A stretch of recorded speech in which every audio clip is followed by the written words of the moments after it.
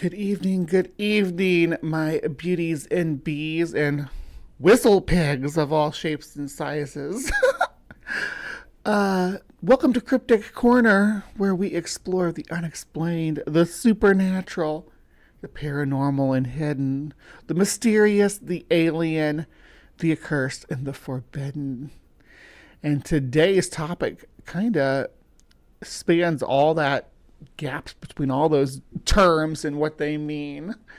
It's a really weird story that we're getting into today, and people were saying that hey,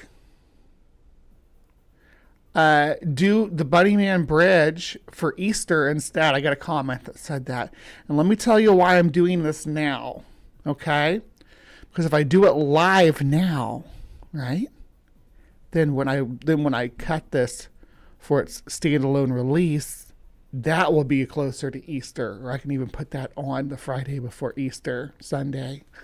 So it's there's a method to my madness. So bear with me. You'll see that I'm starting to figure. It took me, only took me 4 years to figure it out. That hey, if you want to have your Christmas topic released around Christmas and not in February, then you need to cover the Christmas topic in October live. It's kind of it's a learning curve, but I don't that cartoon would piss we're talking about Roadrunners later in the show, in the live show. You'll have to go back and watch this because I don't do the Breeze Bestiaries, the standalones anymore, though I might do them as compilation playlist at some point. I haven't decided yet. Regardless, yeah, it's and it's the day before Groundhog Day. It's rodents. Groundhogs are rodents, and rabbits are lagomorphs, and they're sister clades. So whatever. Well, this is our Groundhog Day. We could have done some time loop stuff. That would have been fun too to do for Groundhog Day. But like I was saying, if I wanted to have Groundhog Day themed content on Groundhog Day, then I should have recorded that back in November. That's just the way that this thing works, the way that my scheduling works. So it's good to see everybody, though. I got a nice little live audience chatting out here. I got some more new people popping in. We had Kip Davis and Maya Atkinson that I saw. So good morning, Hollyhawks here too. We will probably get the Mallard crew sliding in here in a little bit, because Chris is doing his sci-fi Saturday morning show, which starts bright and early, as not to compete directly with me, but it's usually still going, at least for the first portion of my show. Yeah, so who was the Clifton Bunnyman? What is the Clifton Bunnyman? Does anybody in this audience know anything about the Clifton Bunnyman? I'm going to start a poll right now. Who or what was the Clifton Bunnyman?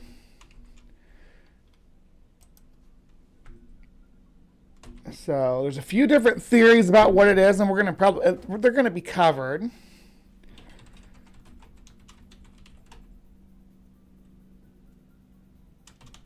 So the first thing is the ghost of an escaped mental patient. And then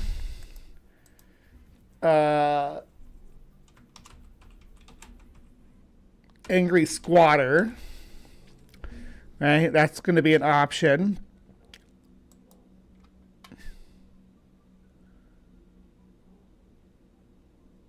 And then,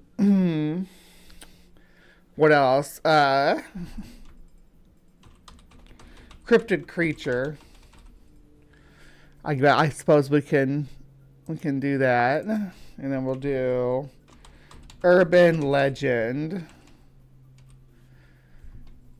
I wish I could make it so you could pick more than one, because a lot of these will overlap. There, we're starting the poll, though. There's a pretty intense Star Trek conversation. Damn it, Mallard. Don't make war on the Hive. We will sting you. All right. So there's our options, as you can see. But I don't know if any of you all have even heard of the Bunnyman, or the Clifton Bunnyman. So this may be the first immersion any of you all get into this folklore. Like I said, so it's kind of like Slender Man. It's pre-Slender Man though, like by a long time. It bridges the gap between the in the development and evolution of the creepypasta. It kind of bridges the gap between those story like Bloody Mary kind of stuff you hear about at slumber parties, and the stuff that the like Ted the Caver, where people are actually putting something out there and saying, hey, this is real, kind of Blair Witch style, but it was a work of fiction. So yeah, it kind of bridges that gap.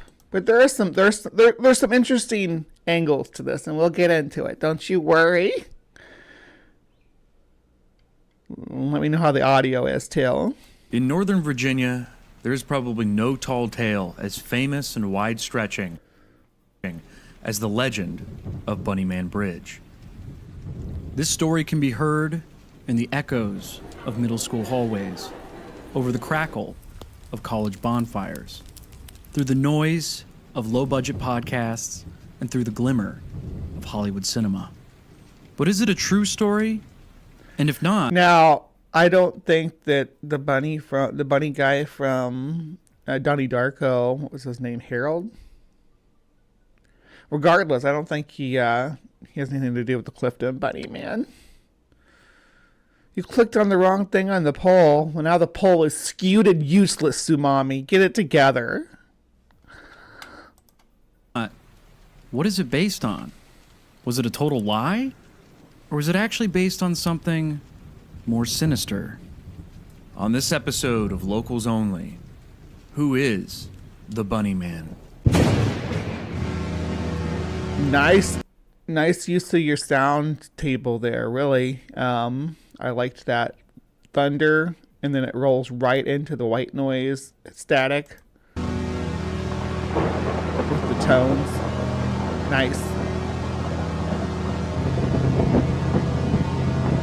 Okay. It's time to roll one or the other back, though. We start our story today. Every Halloween, people can't wait to tell their recently transplanted friends new to the Virginia area their favorite ghost story about Bunnyman Bridge. Like most urban legends... Did you all have a ghost story like this in your little town? We had a place called Screamin' Johnny's that had like all sorts of different origin stories to it. But it was a burnt out old 19th century church. Legends, there is no definitive tale. Everyone's version is just as individual as their fingerprint. Frank, that was his name. Thank you.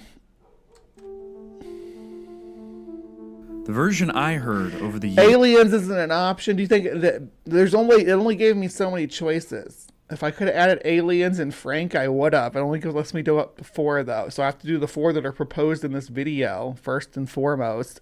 Foremost, get it? I'm hilarious, and I'm here every Saturday morning, live from the Hive. You can join this lovely chat that's going on above my head and participate in the shenanigans.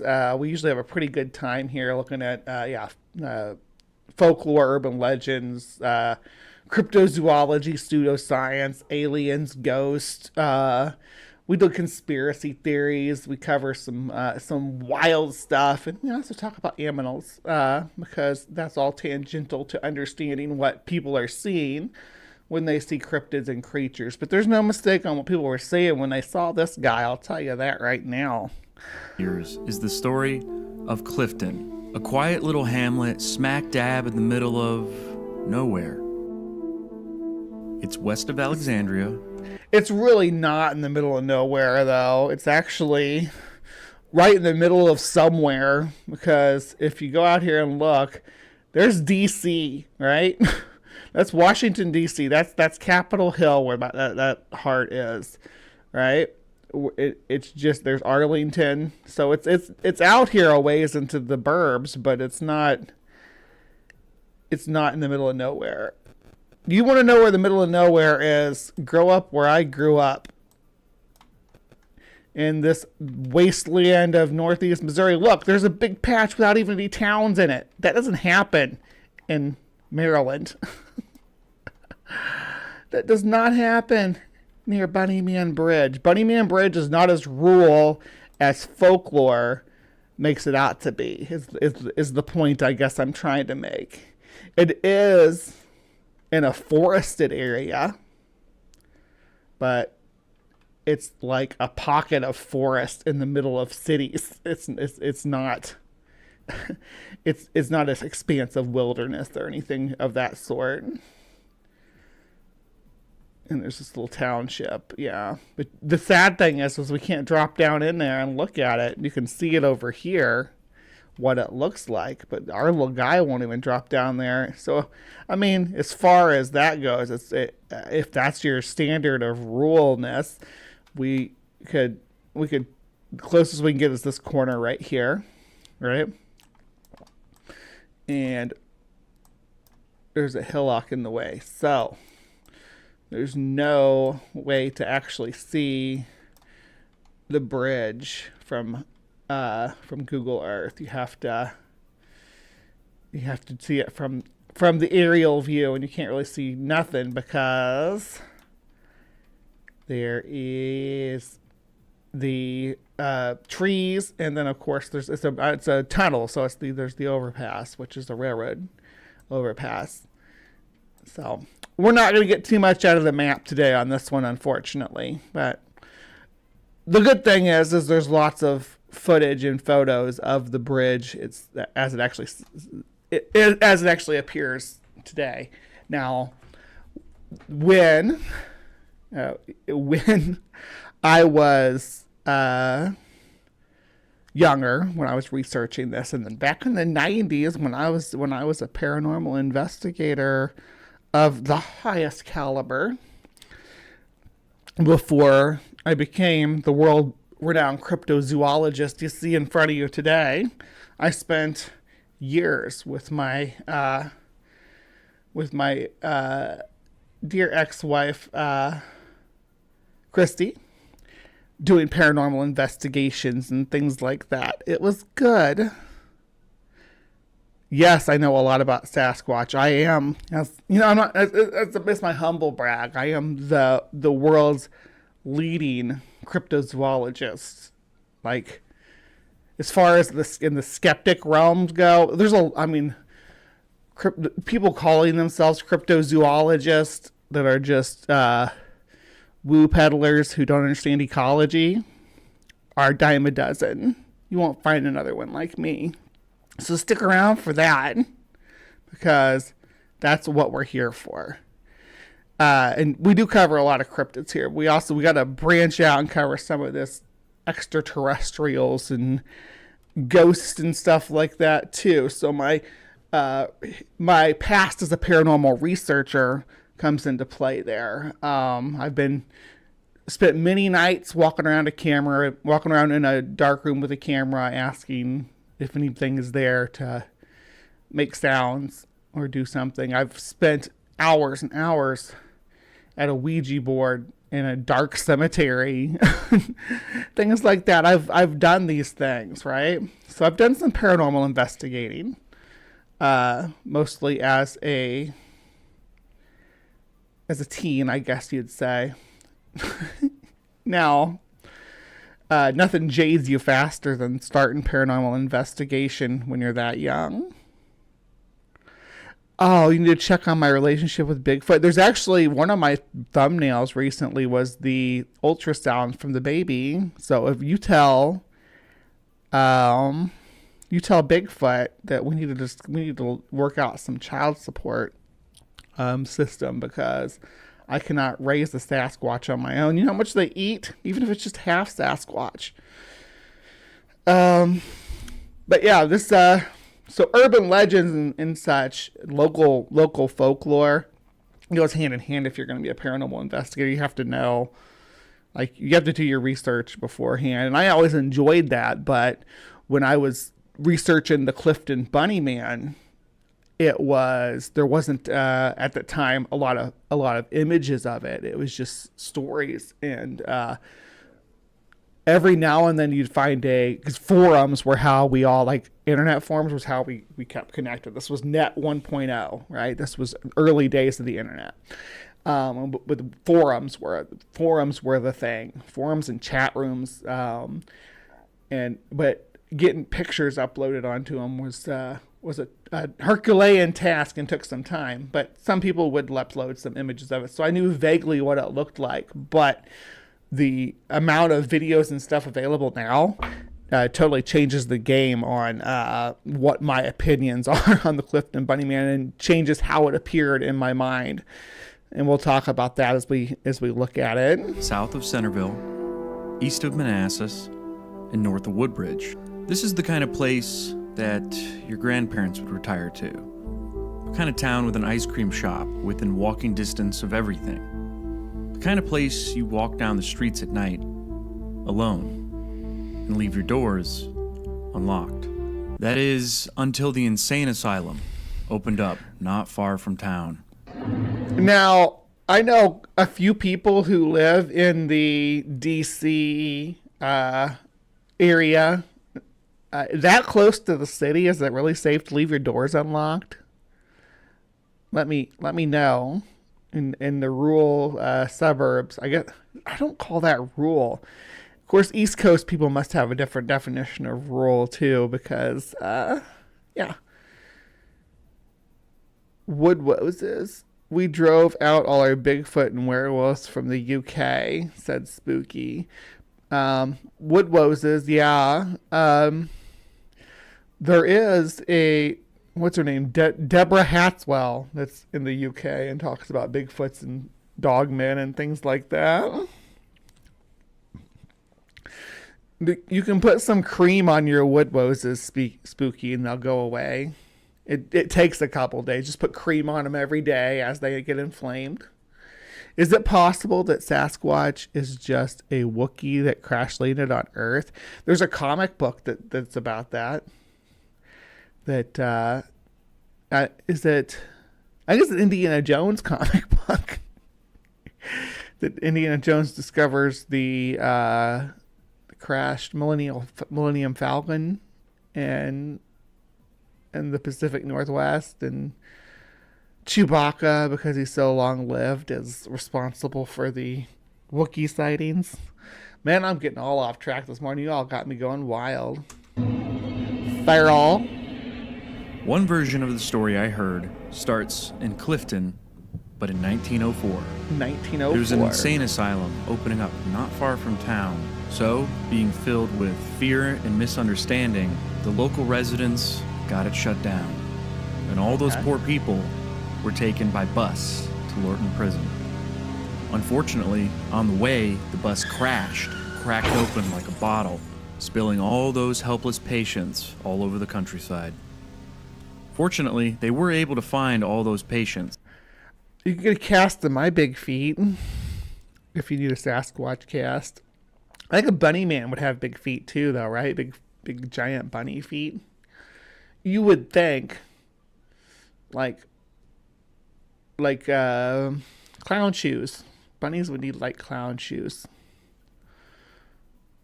I'm out of cream. Can I use yogurt?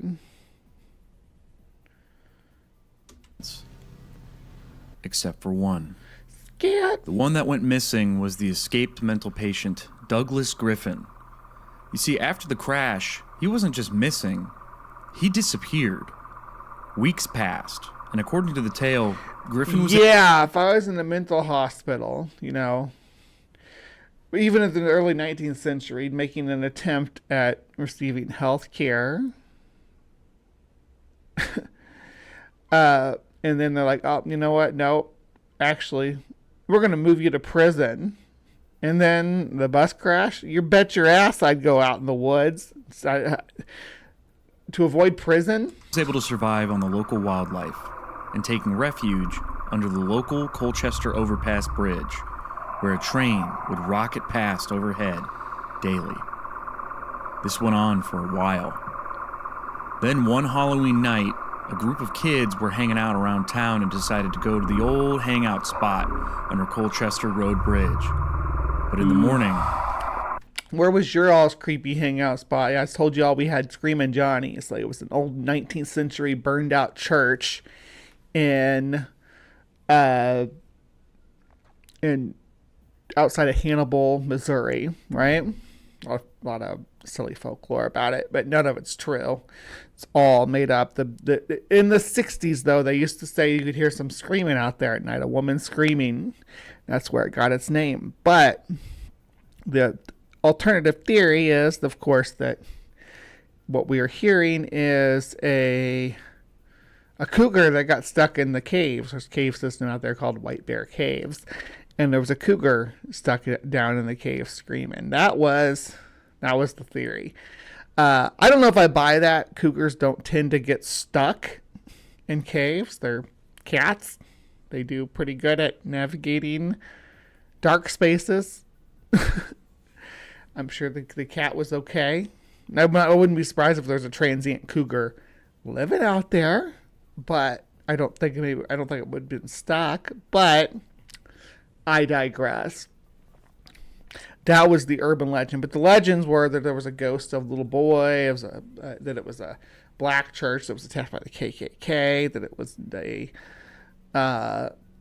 was a church that burned down with everybody inside of it. All sorts of different folklore about it. But what was yours back in your little hometown? Tell me in the comments. Like let me know about it. Let's see. During my time in Maryland, I never heard of the Clifton Bunnyman. I heard about Queen Anne's penguin, though, and Chessie. Not a single kid returned home. A local boy found each kid murdered, chopped to bits. And so, after the city's largest manhunt in history, they finally found Douglas Griffin, the escaped mental patient, in a bunny rabbit suit, covered in blood, probably stolen from one very unlucky trick-or-treater. So as the rumor goes, if you visit Bunnyman Bridge on Halloween night at midnight, you'll end up just like one of those kids, or whatever version of the story you heard. Because of the popularity of this ghost story, a lot of people in the area go to visit. It takes a lot of audacity to be a serial killer with a set location and time to show up. That's some audacity. But you up it to 11. You turn it all the way up to 11 when you do that shit dressed as a white bunny, right? You crank it up. You've turned it from audacity to, I don't even know what's the next level. Tell me what word best describes that, besides insanity, of course, because it's the Bunnyman. Of course he's insane. We're all a little mad here. This is Cryptic Corner. Bunnyman Bridge, especially during Halloween. Now, Warning. I'm not local to Virginia. Warning, this is considered trespassing and police patrol the area. Yes, squatting in the area, like parking and getting out and walking around and stuff when there's no parking. Not allowed. I don't think you're supposed to walk through the bridge. I could be mistaken about that, though. Virginia. I'm also a transplant. But I'm no stranger to hearing local legends. Hubris. So I decided to do what most people do when they... I'll go with hubris. Rar, Jason. Rar. Let's see. I've been an MD for 2 decades. I've never heard of any of those things. The old ice making factory and the local army base abandoned hospital, KW says. So yeah, hospitals are always, like, especially abandoned or old hospitals are always like, oh, they're haunted. Well, if you're going to be a serial killer, may as well go all out. Yeah, people remember, like, no matter how ho-hum your your work as a serial killer is. People will remember if you did it in a Bunnyman suit. Yeah, brazen would work. Gall, Jason Jacoby says. Now, I heard Chris Mallard say your last name Jacoby. I thought it was Jacoby because I had a supervisor named Jacoby at an old job. But if it's Jacoby, I apologize for saying it wrong.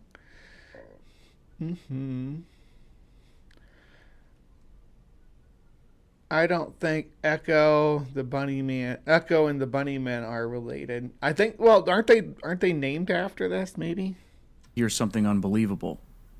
I did some research for myself. I mean, this couldn't be a true story, right? This is just a myth. It's not based on anything.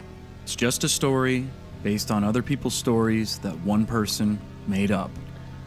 So after a few clicks online, I found several. Did we get rated by Chris Mallard? Because I see like we got a bunch of new people coming popping in.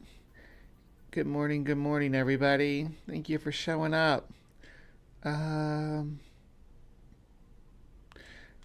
Jacoby, yeah. I mean, some people like to have their last, like some people, my last name, there's people with my same last name who pronounce it different. I pronounce it McCune. But there are a portion of people with my last name that do pronounce it McCoon. We're not like the same family, but they spelled the same, and it's but they pronounce it different.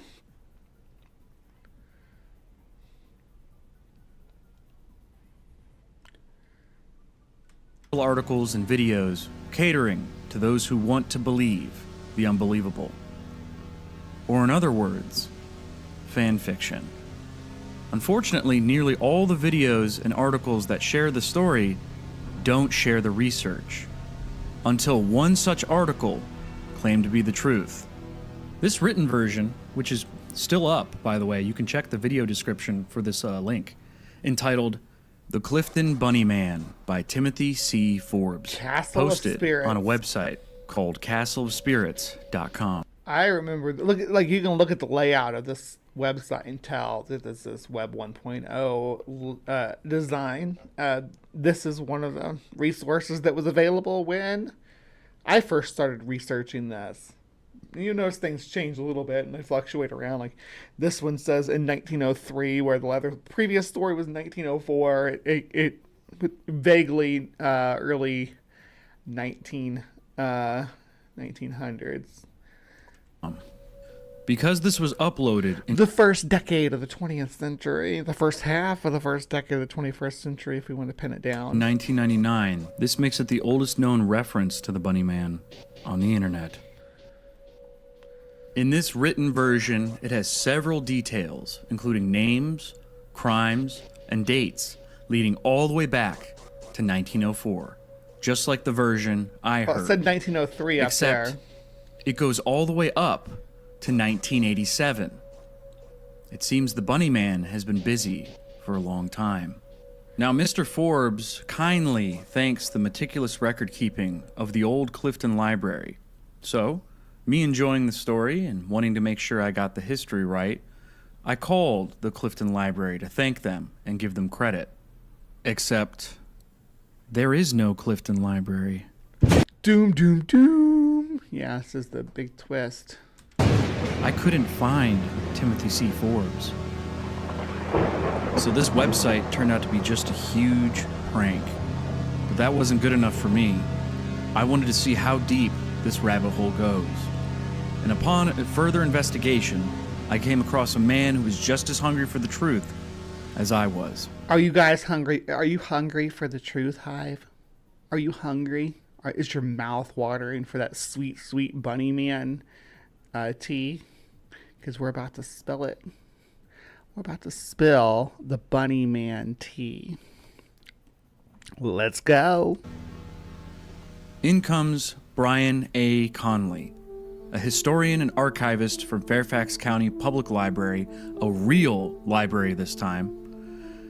He took the torch of truth and never let it go out.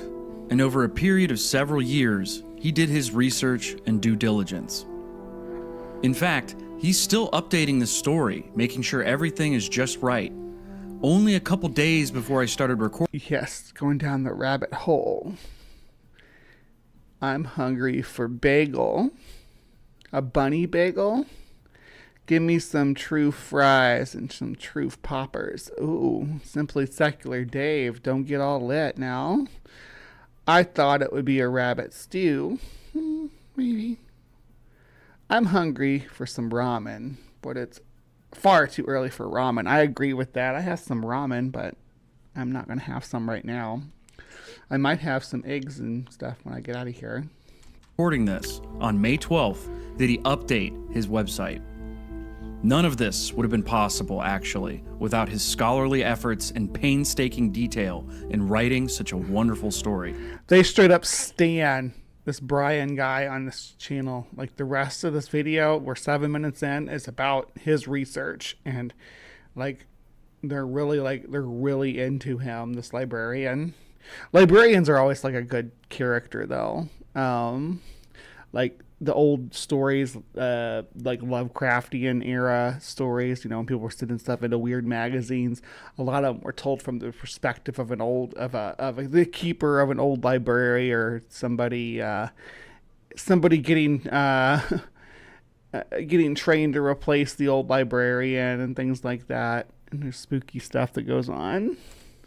His story is linked below in the description and should be read immediately after viewing this. You owe it to yourself because it's excellent. Now we have this here, so we can go and look. This is Fairfax County, the Bunnyman Unmasked.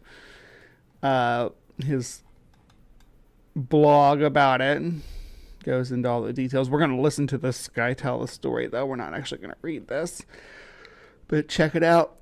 You know that I love myself some citations. And there's the Castle of Spirits story. Then we got all this stuff down here. So let's keep digging. Excellent, and it's the truth. He asked several questions in his story, starting with the most important. Was it even based on anything true? The aspect of the story which gets the most attention were the alleged murders. According to Brian A. Conley, researching historical crimes can be very difficult, unless you have some very basic facts to begin with. Since police records are not available for casual review, and court records are indexed by the names of those involved, not location, not type of crime, he had to begin by checking local newspapers. Brian's most valuable resource was the Historical Newspaper Index. Now, this was run by Malcolm Richardson and Barbara Welch. For 10 years, compiled every newspaper in the area. Those two dedicated heroes, combined with the researching capabilities of a computer database, allowed Brian to research every possible connection from 1872 all the way to 1973. You see, nowadays you can go to the records or whatever, and you can Control F, and you can type in rabbit, bunny, that kind of stuff. You can type in Colchester overpass, see if anything has ever happened there. But back when you're going through the microfilm stuff, when you're sitting in the library, like scrolling through all those old newspaper clippings, there's no search function to say, hey, find all references to bunny, find all references to rabbit. There's no way to do that. You have to go through and look. You have to go through and browse these old news articles, some faded and some that run on for pages and pages about stuff that you don't understand because it's period related, things like that. And you had to go through, and I said we did a paranormal investigation. This was the kind of stuff that was involved in it, right? Sometimes the courthouse will have dates for you of sales and purchases and stuff like that of properties near the location, right? If you're looking at a haunted house, haunted bridge, anything like that, you can look at the property sales of the location, and you'll generally have some kind of crime reference that you can go back to, and that's one way to find out if like a murder has actually happened on a location, because they have to disclose that information when you buy property. What was the first word he searched for? Murder. Murder. Now, even though Fairfax County was a farming community until the 1970s, there were over 550 mentionings of killings Brian could find. While there were some gruesome murders dating back to the early 1900s in Fairfax, none of the murders were in any way related to an axe-wielding, psychopathic bunny. Brian hit a dead end. Was this story even as old as that website stated? You'd have to want to believe that there was a bunny murdering people. No, there was a bunny. Maybe there was a bunny. Maybe he just didn't murder anybody. Let's go on. Was this just another Polybius? A rumor about a rumor that wasn't even based on folklore? We covered Polybius Halloween. Has it been 2 years ago? Let me see. Polybius. I'm going to go to my channel and we're going to find out how long ago. Polybius.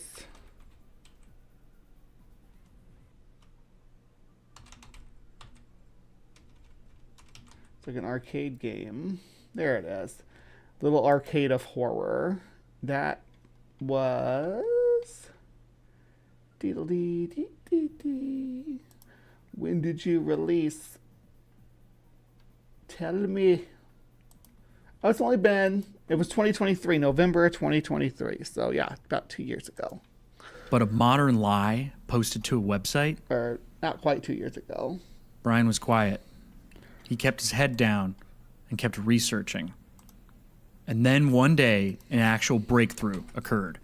After nearly 8 years of research, he finally got his lead. There was a paper from the Washington Post from November 11th, 2000. It stated that there was an interesting collection of Maryland folklore ranging from the 1950s to the 1990s. Students at three Maryland universities collected, researched, and transcribed numerous local legends. In these papers, in these documents. I love this. This is like a chronology of the development of folklore in the metropolitan Maryland area.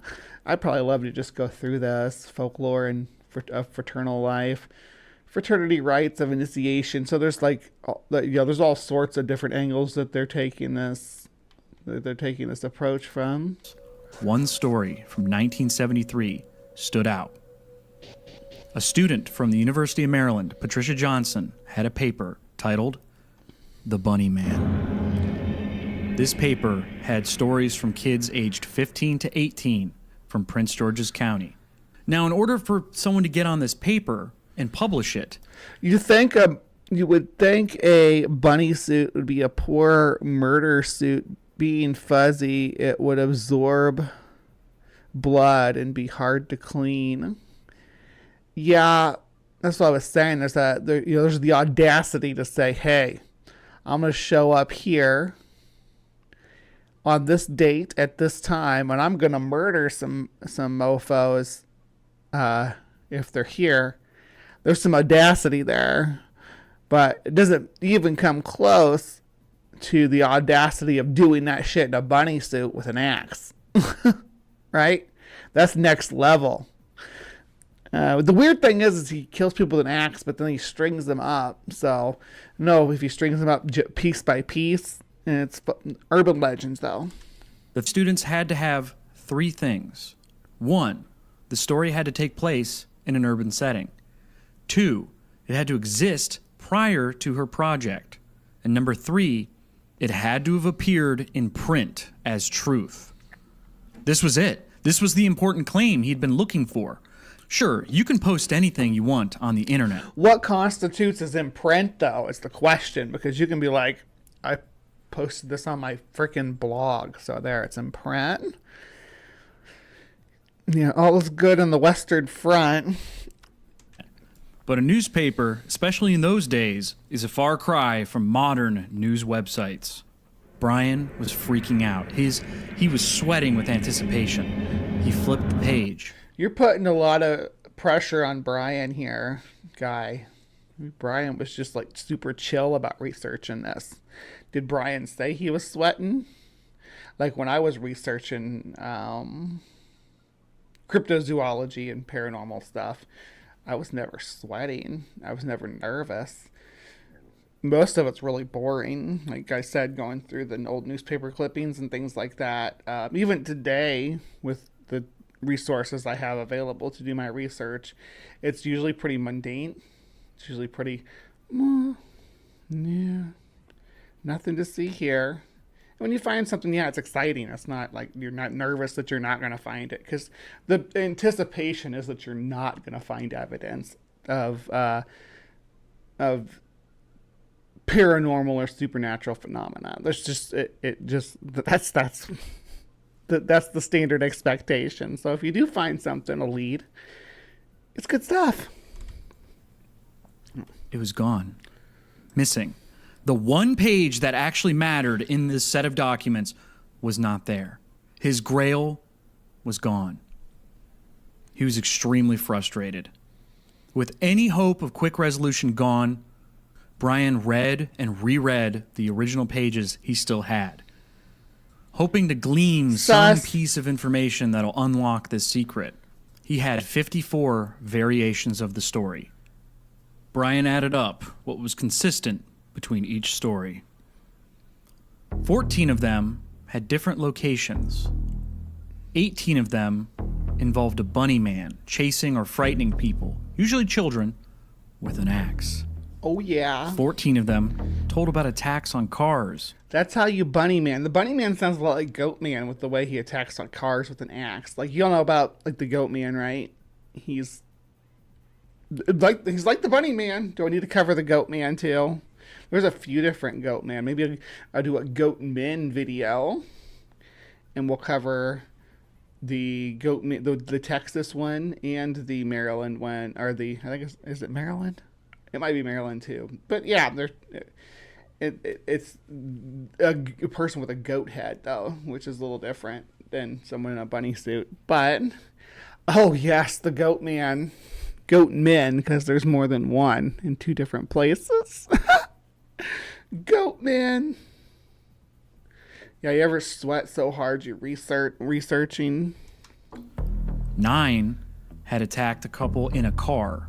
5 accused the Bunnyman. Lover's Lane attacks. Mm-hmm. And of vandalism on homes and buildings.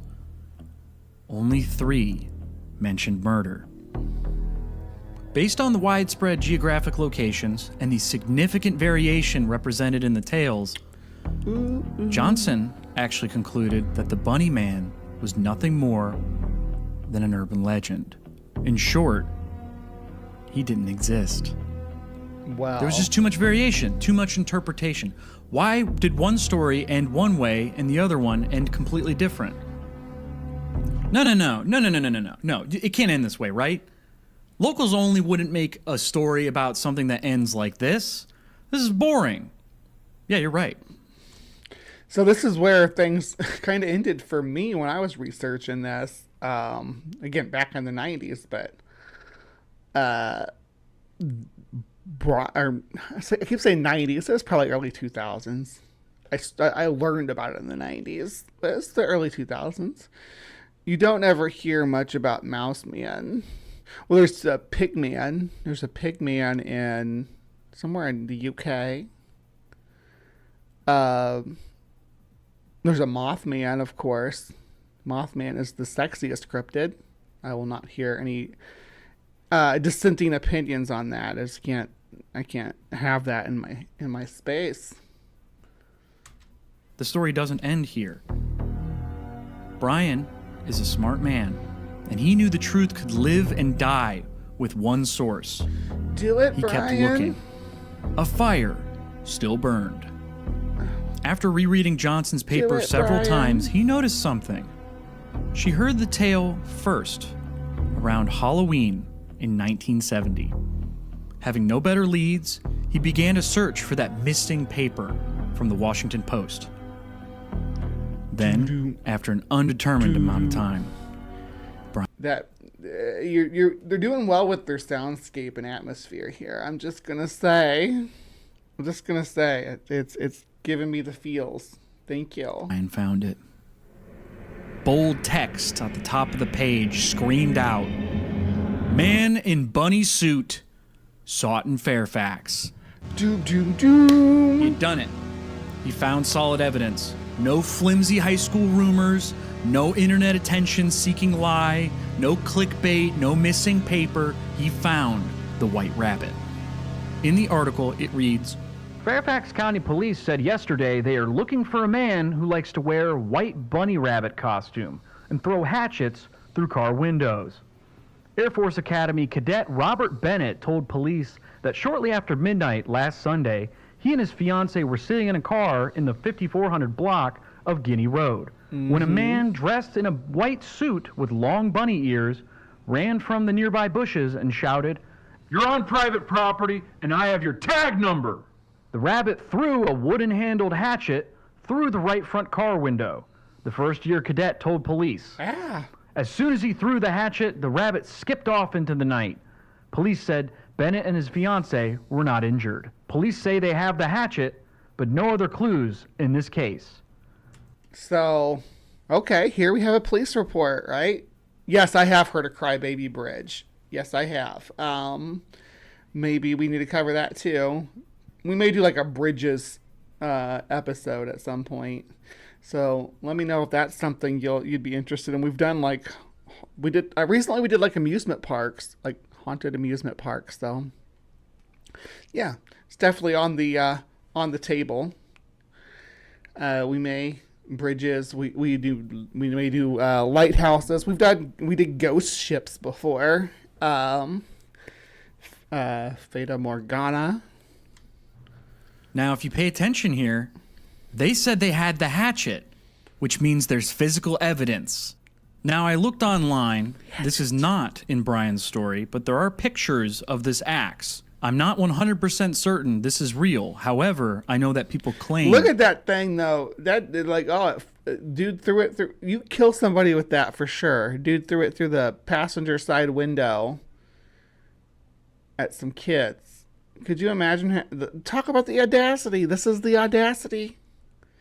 When you see somebody dressed in a bunny suit, I wouldn't fuck with them. They don't have.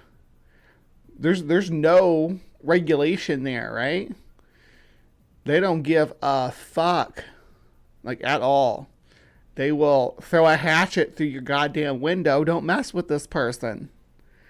When you see somebody dressed in a bunny suit in public, at night especially, in the middle of nowhere, come on now. It's time to drive away. Time to drive away. Not to argue with them about trespassing. Time to go. It's real. Now, what he does say, though, is... Yeah, when I began this project, the aspect that puzzled me the most was the bunny suit. I expected to find that the legend was spawned by an event that was strange or noticeable in some way, but notable. I never suspected the Bunnyman was really a bunny man. And then this bombshell. There was a second appearance. The rabbit reappears. A man wearing a furry rabbit suit with ears appeared again on Guinea Road in Fairfax County Thursday night. Police reported this time wielding an axe and chopping away at a roof support on a new house.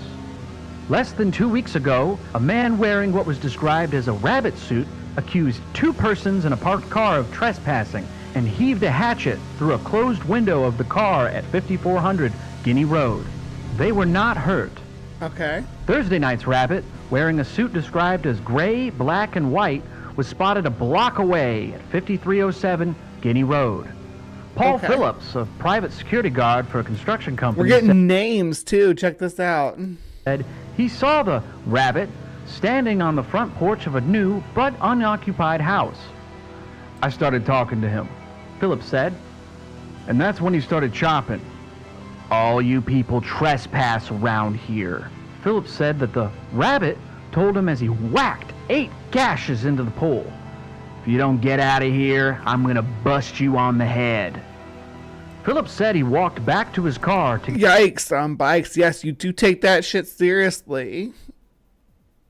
Sounds like somebody maybe who was like struggling with urbanization of their homeland. get his handgun, but the rabbit, carrying the long-handled axe, ran off into the woods. There we have it. 2 documented appearances by a bunny-suited figure in the same Fairfax County community. Was this the... Speaking of bunny-suited figures who appear from the forest with an axe and then disappear just as mysteriously. Good morning. Good morning, Chris Mallard. It's your nemesis. It's the bunny. Duck season, wabbit season. So, yeah, there's that. The Bunnyman? Or just copycats acting out stories they had heard from somewhere else? Brian returned to Johnson's papers for clues. As mentioned earlier, 14 of her tales mention a couple parked in a car being attacked. But 9... I mean, that's your typical Lover's Lane story. The Goat Man is very much, yeah, as Rainbow said, the Goat Man. The Goat Man is very much a Lover's Lane. Mothman started off as a Lover's Lane cryptid. of these specifically mention a hatchet being thrown into the car. Of the 5 mentioning vandalism... Now, the Goat Man and the Bunny Man share a common tool, that axe. Yeah, so... 2 describe columns being chopped. There was another revealing story by G. Taylor, the 17-year-old girl, who remarked, I think it was last year or maybe before that. I don't know. I came home from school and I was listening to the news. I had just gotten in and I heard that there was a man and a woman sitting in a car. It could have been 2 teenagers, but they were just parked and all. And all of a sudden, they looked up and there was this bunny, just this giant bunny ran out of the woods, from behind the trees and all. And he ran in front of the car and he had a hatchet and he threw it through the car and just turned around and went back away. See, now that sounds like a retelling of that newspaper report that they just read. And they were just shocked. Now, Miss Taylor goes on, but the important parts are 1, she identifies television news as her source of information. 2, she accurately relates the hatchet being thrown into the occupied teenager's car and accusing people of trespassing and police involvement. Now, the 3rd thing she states is it went on for a couple weeks and then stopped. Lastly, she identifies the time frame. The October 22nd news story is clearly the origin of the tale told. Moreover, In 1970. although the story had mutated noticeably in 22 years, many of Johnson's 53 other versions contain recognizable elements of the October 1970 incidents. Newspaper accounts, oral reports, they can all... So, I mean, it sounds like this is the thing. That's what I was saying about how it wasn't the same when I was researching this, because the conclusion and the story was about the guy, 2 men escaping on the prison bus, and one of them killed the other one, and they found that guy's body but never found the other guy. They would always find rabbit skins hanging all over the place because he would live off of eating rabbits and kill them and leave their bones and fur everywhere. And that's why it was called the Bunny Man. So it becomes a completely different story. Now you got a guy in a bunny suit, right? shed a lot of light on something, but they can't really be trusted to be completely accurate. Brian needed something a little more. I would need to learn to axe throw. I used to be pretty good at throwing knives. It has to be a good balanced knife, though. And it matters where you're standing and everything is the important part. Trustworthy. The Fairfax County Police Department has no official record of the October 18th assault on Robert Bennett and his fiancée. But they do have an investigation report. Let's see. Hammers and hatchets thrown through a car window are not retrieved after the first time they would need replaced. This would make a second one new and not dented and sandblasted as the one in the picture. So the one in the picture is allegedly the original, the very first hatchet that he ever threw, right? And whatever he did with it before that, whether it was sandblasted and whether that's authentic. It's on the, I mean, it's on their, he gave a disclaimer saying he wasn't sure that it was actually that one. Expert axe thrower, it could be a crazy lumberjack. I'm a lumberjack and I'm all right. I'm the Birdman. You're the Birdman of Chernobyl? There's a Birdman of Chernobyl. Have I covered that? I don't know. Did I cover the Birdman of Chernobyl? I don't think I've covered that yet. No, the only thing I've covered about Chernobyl was the creatures of Chernobyl, which is about the Fallout beast, the Fallout monsters. You know, we're almost done relating with this. to the October 29th vandalism incident. Although the FCPD is not required to release any information about misdemeanor offenses, they kindly supplied a redacted copy of the report for this project. Guess it was long enough ago they didn't care. The investigation report confirms the basics of the event as told in October 31st of the Washington Post article. At 10:30 p.m. on October 29th, 1970, 6 officers responded to the 5307 Guinea Road for a subject dressed as a rabbit with an axe. The officers found no rabbit, and the case was turned over to investigator W.L. Johnson of the Criminal Yeah, Trees, I've seen you throw some different stuff. I think I've seen you throw knives, too. Investigation Bureau. Johnson began with a visit to the construction offices of the Kings Park West Division on October 31st, but he found no rabbit. Now, after months of this investigation, it turned out empty. Nobody was charged. Nobody even knew where to start. He says in his following summary on March 14th, 1971, After a very extensive investigation into this and all the other cases of the same nature, it is still unsubstantiated as to whether or not there was really a white rabbit. The only people who could have seen this so-called white rabbit have been children of rather young ages in the complaint in this case. Upon interviewing everyone in this case that may have had knowledge of any incidences concerning a white rabbit, there has been no significant information uncovered that would lead to the identity of the person or persons that were posing as a white rabbit. This case will be marked as inactive. so who was the Bunnyman? Now, we might never know exactly what his motivations were. Well, I mean, he sounds like he thought he didn't like trespassers and thought that he owned the property, but obviously he didn't because there were houses being built on it and stuff. But there are a lot of clues in all these reports and all these newspaper articles. The Bunnyman accused Robert Bennett and his fiancée of trespassing and launched an axe into a window. We know that on October 29th, the Bunnyman told security guard Paul Phillips, All you people trespass around here. so it seems that the individual was disturbed by the development in the area. Now, in 1970, there was a lot of homes being built. Until the Second World War, Fairfax County was just farms. With more people joining the government, a lot more houses need to be built. This man probably... I mean, it was the spread of, urbanization around Washington, D.C. People wanted to work in the city but not have to live in the city. So So they call urban sprawl now. But I don't know if I would consider this part of the country as rural anyway. At least not by my standard, but my standard of what's rural is a little bit higher. I think that if there's less than 25 miles between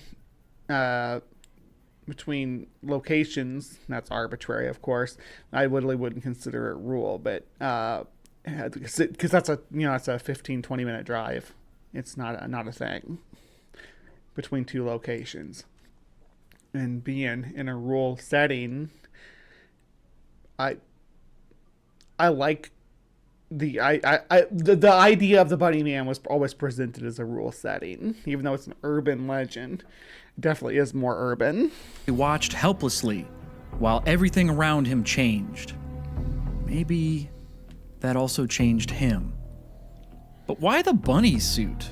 Could he have been enjoying himself a little too much at a community party? Maybe he wandered off and, in a rage, decided to pick on some people, maybe having more fun than he was.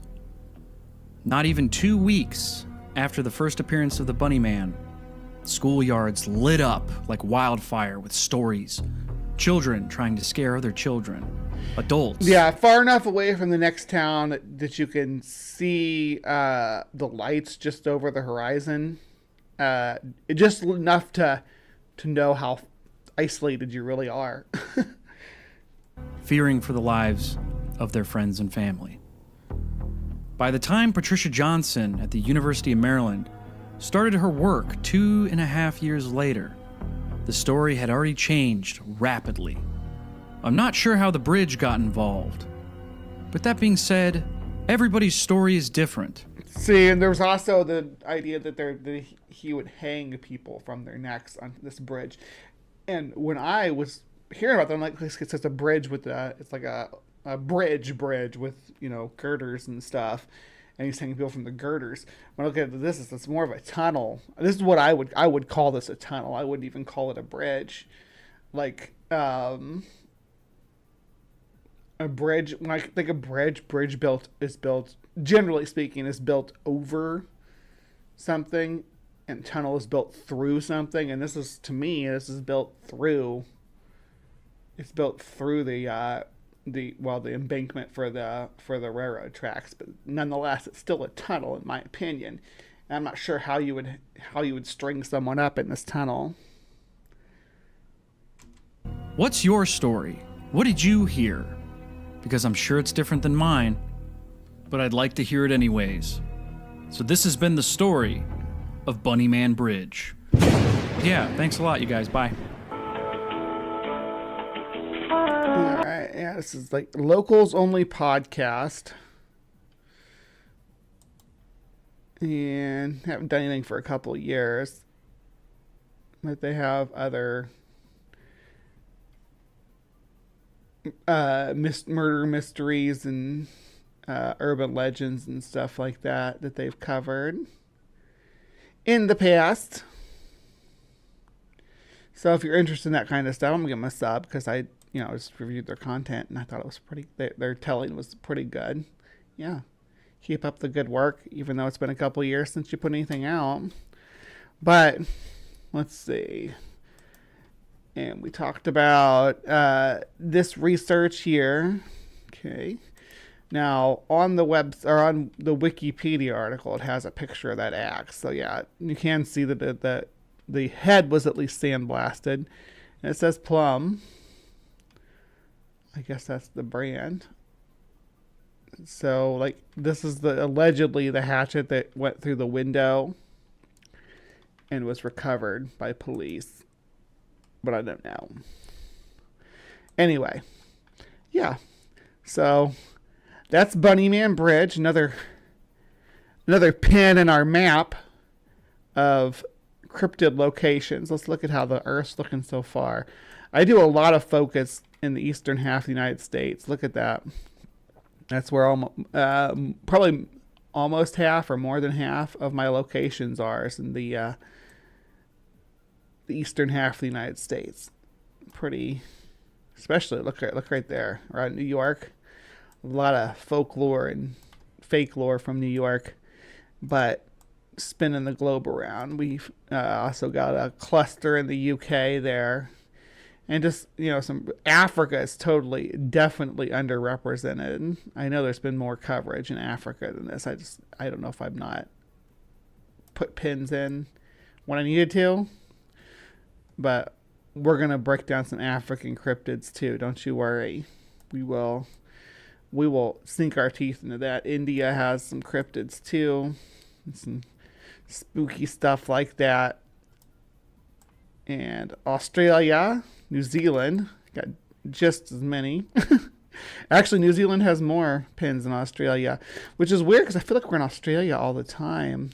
I guess we haven't covered the Yowie or the Bunyip. We just cover a lot of thylacine because I love thylacines. I can't help it. They're awesome. And plus, we get to watch Jamie from Tantanoola Toiga. We do have on the polls, though, it's been on there for a while, the Queensland tiger, which lived in this forested area right here, I believe, in this mountain range that runs along down here. I'm not sure at what portion of this mountain range, but we will find out when we research that. Let me see, what else do we got? Because I want to look at our polls real quick before I close things out. Actually, you know what? Let me close out the live, and then let me close it out for Cryptic Corner production because this isn't going to matter to them. Thank you for sticking around. And Bunnyman, let me see here, actually. Thank you for sticking around with me and digging into the Bunnyman Bridge. What do you think of this folklore? Is it based in truth? Is there anything else? Y'all can re-add the don't go command, Jason. I'll re-add it this week if I remember. Remind me. But the Cryptic Corner we have coming up next week, we're going to do a poll, so please partake in that. But thank you for sticking around, and please remember to be kind. Take care, and we'll see you next time.